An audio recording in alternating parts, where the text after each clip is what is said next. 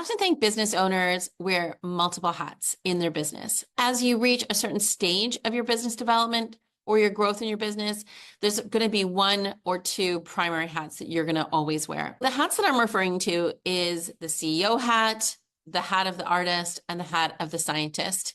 And at times you're going to ebb and flow between these different hats or these different behaviors that you need to have in your business, critical growth level, where maybe you only ever just wear the CEO hat. So let's dive into this discussion a little bit more today and understand the differences between the different hats that you may need to wear and roles you need to play in your business in order for it to feel you are reaching the desired goals and really that overall dream of when you decided to launch your business. So we'll dive first into the CEO hat, because ideally that's where I'd love to see all business owners get to, is that they're no longer having to do the day-to-day in their business, but they can actually get to the CEO hat where they're playing more of that role of the visionary for their business. As a CEO, we think about focusing on those strategic decision makings and sort of overall company growth, where the business is going over the next 3, 6, but even further than that, 12 months, 3 years. Oftentimes when I talk to new business owners and say year one, they're just happy if they know, okay, what's happening in the next 3, 6 months. That's an absolute focus of where you should be at in your business. This morning, I was talking to a business owner and she's still in her corporate day job and doing her side business. And I asked her the simple question of when does she think she'll actually fully move into her business? And it might not be for another 3.5 to 8 years. I think that's also okay to have those far-reaching goals for your business, and that you don't necessarily need to play the CEO fully 100% of the time in year 1 or year 2 of your business. Understanding when there's a time for me to actually wear that hat and be a CEO of my business. So again, thinking that the CEO perspective is all about focusing on strategic decision-making and company growth. There's more of an emphasis around leadership and team building. You could be a company of one, but you're now starting to use virtual assistants or other contractors like copywriters, web designers for your business, systems, analytics people to help you make those strategic decisions in your business. So whether you are a CEO of 20 or many, or a CEO of one and an outsourced team, you're still needing to lead that team, communicate effectively with that team, and ensure that deliverables are being met by that team. And then there's this responsibility of overall performance, because maybe in year 1 or year 2, when you're not necessarily fully into that CEO role, you're really just thinking more about tasks and getting things done off of your to-do list versus, am I getting overall results I desire the most in my business? Let's talk about the artist approach. So the artist approach is really driven by creative vision and innovation. So they're constantly looking for new ideas, new ways to grow the business, really get into that area of expertise and authority that they are passionate about, whether that was something that they were doing before, say in their corporate job, before starting entrepreneurship, or now it's no, I'm starting my entrepreneurial journey and I'm going to go leap over here. I know so many women that have become members inside the Aligned AF community that in their corporate job, they were doing X, Y, and Z. And now they get to really go after their dream business of what they desire most in their life. So that's super exciting for them to be able to make that leap and then also be able to monetize that. The artist is driven by creative vision and innovation. There's also more of an emphasis on product and service design. So constantly thinking about the customer experience, thinking about ways that they can augment that and make sure that they are giving the latest and the greatest to their audience that needs that. And that there's this focus on bringing unique ideas to life. So if there's something even in the Aligned AF community, there's oftentimes where I'm wearing the artist hat where members are saying, hey, I need more of this, and we'll create that. We want to be a community where that support and that training or those tools are available for community members. And then they don't have to wait because, oh, we'll develop that in 6 to 10 months from now. That's maybe how the CEO would think about things.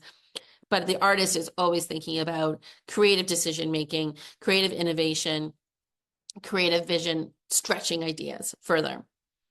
Then there's the scientist hat. So this one I love because sometimes it's valued or underrated in organizations, but it's really the data-driven decision making. In my former life, when I was in corporate, I used to have data analytics teams working with me. And so it was always interesting to see how they approached decision making versus the overall strategic decision making that was going on in the organization. I would love to see more business owners taking an active role in this space, because sometimes we get enamored by what someone else is doing in their business, especially in the social media overconsumption world that we live in right now, where we see someone who has a similar coaching business as us, and we see the things that they're offering their clients, and we're like, oh, we should do something like that. Like, I'm easily swayed by that, because I admire other business owners out there that are maybe 2 steps ahead of me, 3 years in front of me, that are doing some of the things that I've kind of dreamed of doing. It's great to have that scientist, data-driven mindset to come into the business. Now, they're also looking at testing and iterating different business models. Winter to me is definitely all about the scientist hat, where I'm looking at data from past year. I'm going in and looking at the content that's performed well, say out of my email subscribers. I'm looking at the sales that came in, the engagement of members inside the community, and what they're consuming and what they're not consuming. I'm also getting more data. So if I'm coming up with hypothesis, I'm also polling and surveying my members to see what they're thinking about and what goals that they're planning on doing. That was a lot of sort of like fourth quarter for me in 2024, or the winter months of 2024. And to me, this episode is coming out in February. We're still kind of in the winter of 2024. Spring doesn't kick in until the end of March. And that's when I start getting into more of that artist. In the summer, that's when I start thinking about more the CEO role, is like, how do we strategically keep momentum going in the Aligned AF community in the things that we're offering members there. So there's also downsides to all of these. If we're in the CEO role, we might be too far out into the future. We might be too visionary. And some of the current state members or customers or clients that you're working with aren't even there yet. I tend to think of, people that are consuming goods, products, services as being sort of generally in these 3 areas. They are either unaware of the problem that is in front of them. And because you've been doing research out there and been very visionary, you know that problem exists in the world, but there isn't necessarily yet a trigger mechanism that is getting people, incentivizing people to leap into that awareness level yet. There is problem aware, where I'm no longer unaware that I have a problem in this space, but now I'm problem aware, but I haven't really taken any action yet to deal with it. And so the ideal customer that you want to be able to tap into is that solution aware. They've gone from unawareness to being aware that they have a problem, now to like Googling or going on Reddit or other search mechanisms to find the solution. And so when your content pops up, then you're ready. But sometimes when I'm playing that CEO role, I might be too far out. I might be trying to boil the ocean, and the client that I'm trying to attract or the member that I'm trying to attract into the community might not be there yet. So it's always important, I think, to wear that scientist hat. That's the advantage of having the scientist hat, is to look at the data, look what people are consuming, look what they're interested in, poll them, survey them, get on calls with them, see what they have to say. And here's a little trick that I use too, as far as like the hypothesis and coming to conclusions so that it drives that CEO part of my brain, is when I'm on coaching calls with clients, like one-to-one, or even in a group call session with them, I will take that video of that coaching session, group or one-to-one, and I'll drop it into an AI writing tool like ChatGPT or Perplexity. I'll prompt it with a request to come back to me with 3 key learnings that I stressed or that I emphasized in that session, and then the 1 to 2 actions that I recommended people take. I'll ask it to assess the content overall to see whether or not the content that I was talking about was attracting an unaware, a problem aware, or a solution aware audience. That helps me understand from a hypothesis standpoint, wearing my scientist hat, where my messaging is going, and then what opportunities I have to either tighten up the messaging, tighten up the key actions or the learnings that I want people to walk away with. Like if it says, oh, will you talk them about this? And it's like, no, the objective of the session was that. That just kind of reinforces to me that maybe I went down a rabbit hole on something and I didn't bring back the conversation, or I wasn't clear on what the objectives are, or I wasn't clear even on the ad or the hook that got people to come to that session.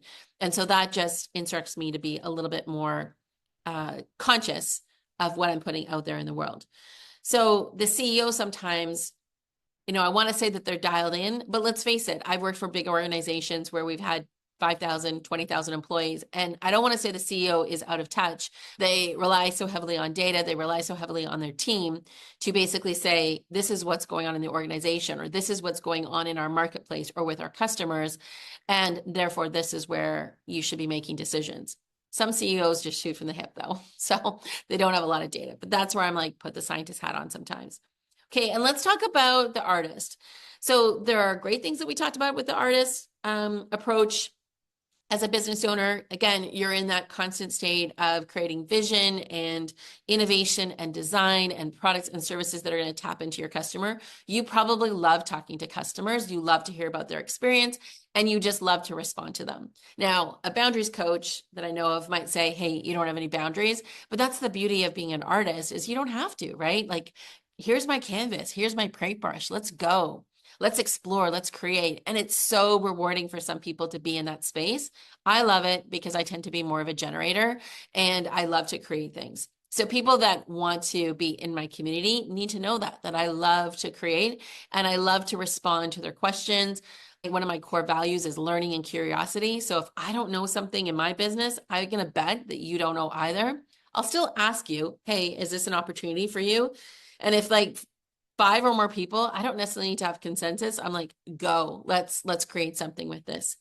Now, the downside sometimes of being the artist is that you're in constant creation mode. You might not be in selling mode. You might not be in, you're promoting more from a place of curiosity and learning, but you're not necessarily closing the deal. So you might be doing some subtle things like, hey, I'm creating this, I'm doing this, and it might get some people that are in your immediate orbit really interested.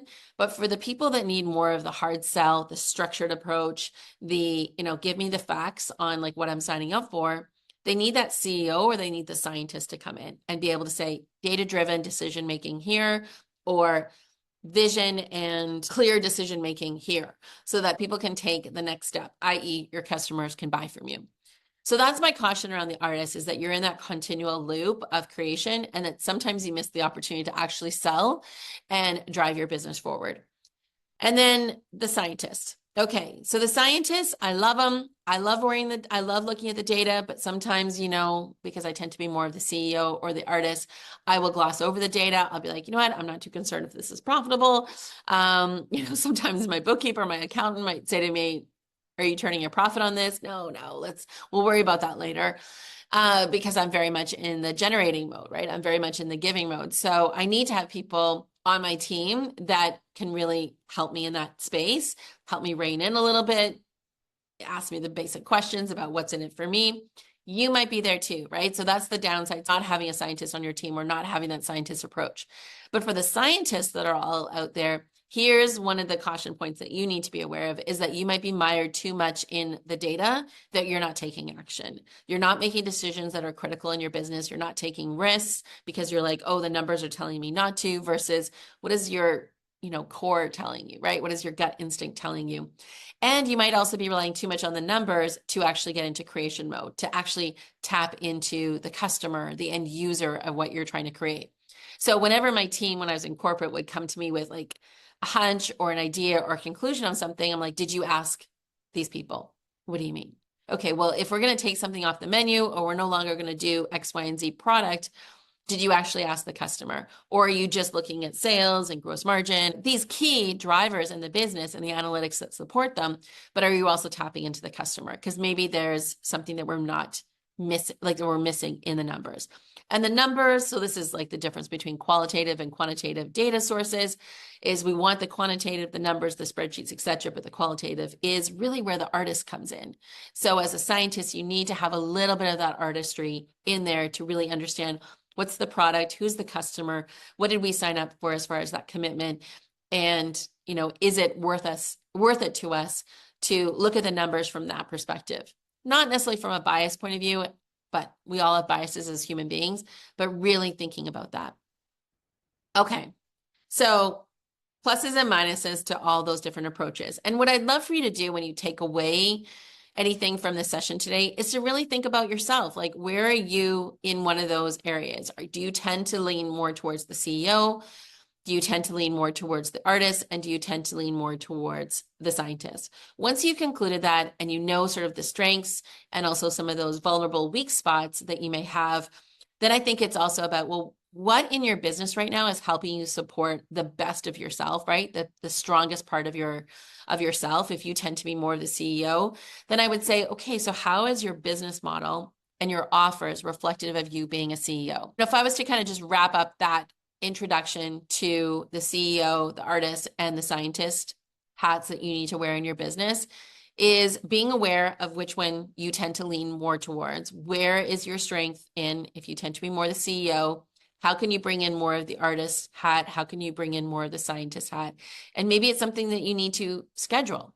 Like, at the end of every month, I'm going to wear the scientist hat, or Saturday mornings, I'm going to look at like my business for an hour and wear that scientist hat. And Mondays, I'm going to schedule some one-to-one calls with clients just to circle back to them around the products or the services that I offer, or I'm going to talk to my team about these things. So that's just an example, but I think I would encourage you to kind of do that assessment on yourself. Am I more the scientist, the artist, or the CEO?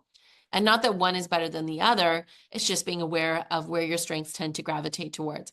And how can you, maybe through a little structure in the beginning, so until it feels a bit more natural for your brain and how you like to spend your time, is to build in more of that artistry time or that CEO time or the scientist time, if that's what you need.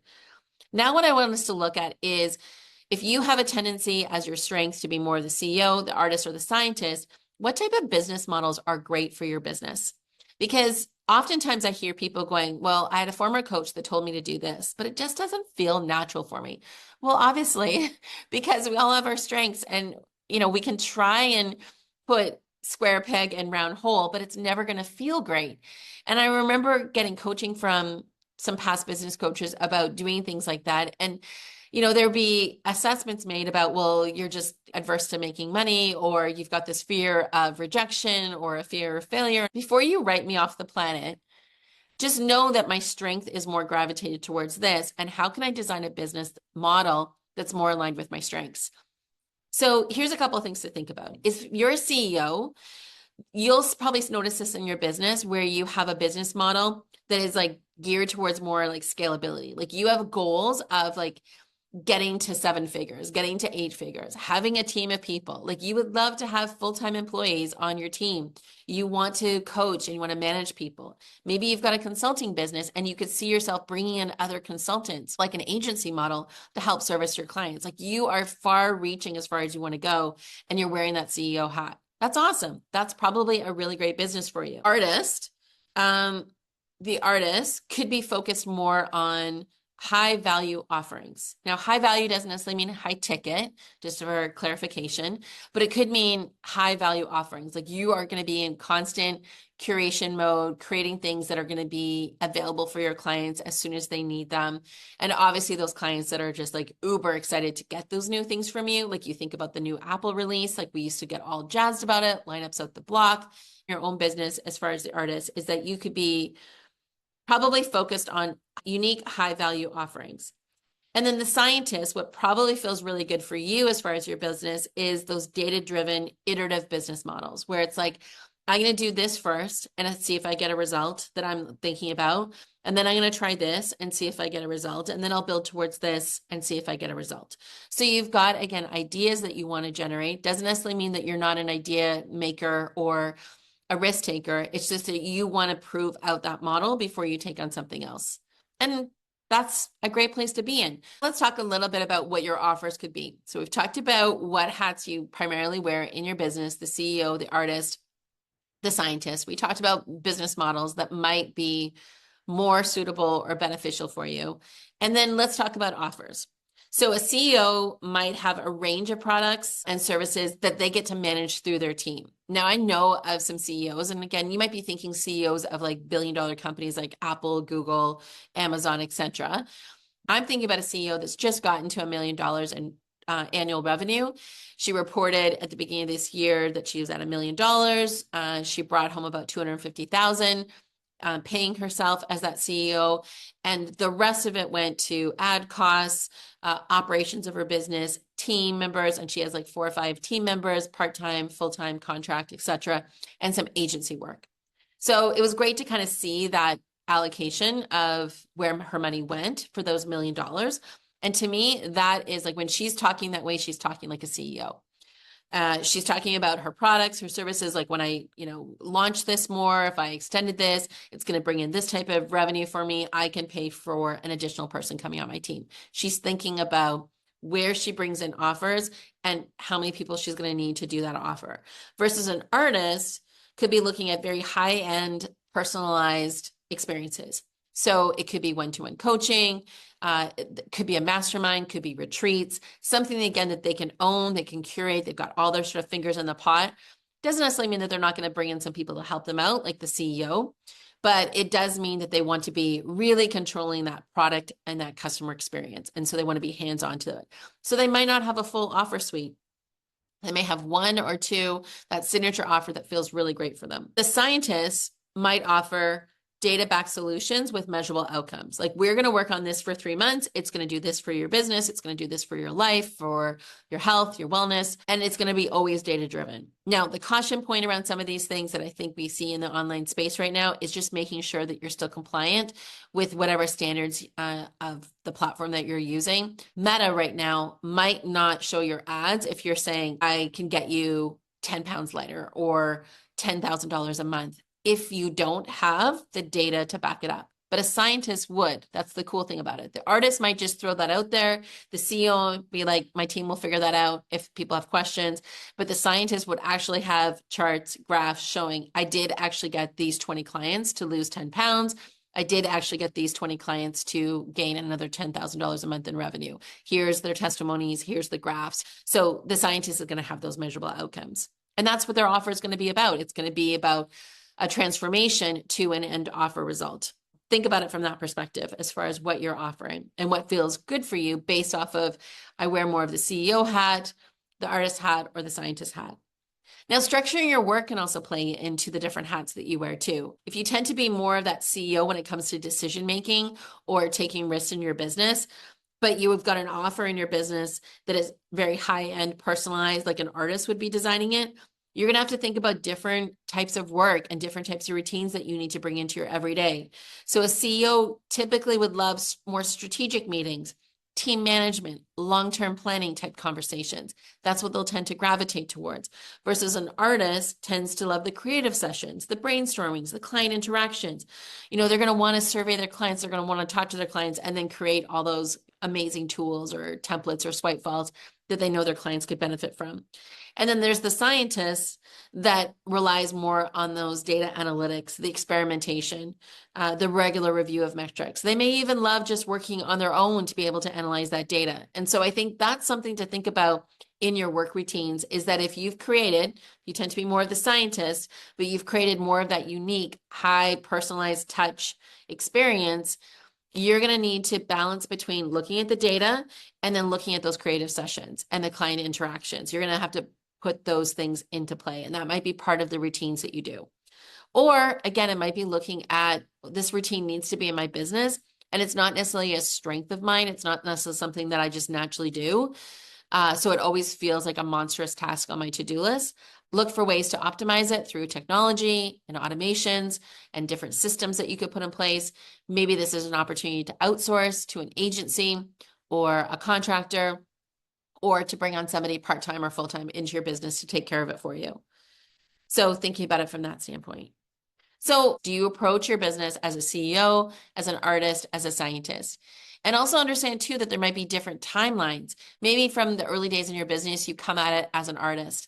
And then as you see more results coming through, you get more into the science part of it. At some point or another, I think when you're starting to get out of the $250,000, $300,000 range, you may need to start bringing in more of that CEO hat if you're not there already. But at the end of the day, it's really building a business that feels good for you and putting out offers in the world that you know obviously your clients need, but also in a way that you love to deliver on, so that it doesn't necessarily feel like that your to-do list is way out of control or that you're taking on tasks every week that don't feel good for you. Feel free to drop me a comment or a review if you're listening to it by podcast. And feel free to reach out to me on Instagram at It's Brenda Rigney. I'd love to get into a dialogue with you about this topic more.